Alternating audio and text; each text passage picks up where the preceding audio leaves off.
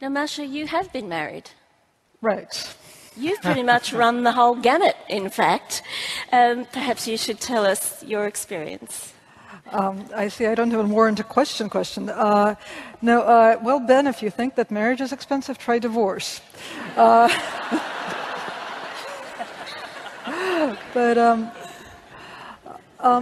I agree. It's a no-brainer that we should have the right to marry.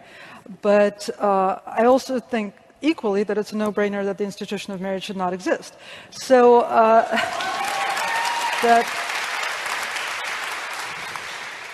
that causes my brain some trouble.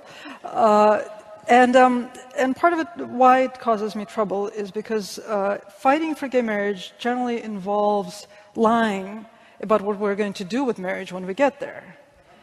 Because we lie that the institution of marriage is not going to change.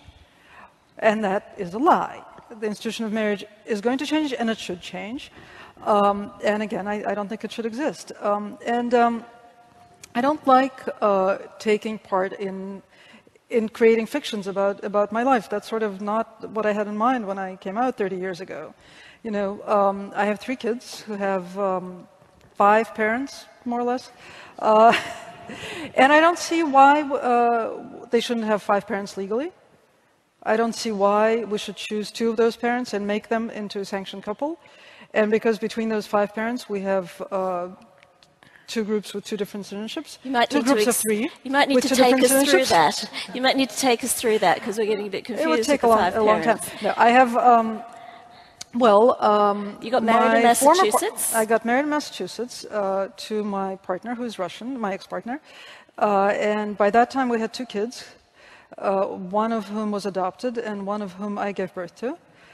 We broke up a couple of years after that. And a couple of years after that, I met my new partner. And she has just had a baby. And that baby's biological father is my brother. My daughter's biological father is a man who lives in Russia. And my adopted son also considers him his father.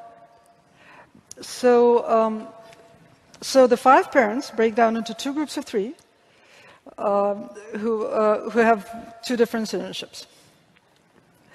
That's not very British.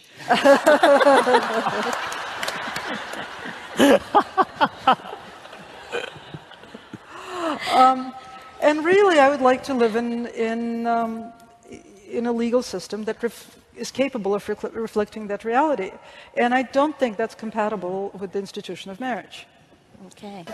That's the problem with the political debate. I don't know, again, how it happens here. Certainly the way that it works in the States is that part of the message on the pro-gay marriage side is, don't worry, marriage will stay exactly the same as it is. It's just that gays and lesbians will have access to it.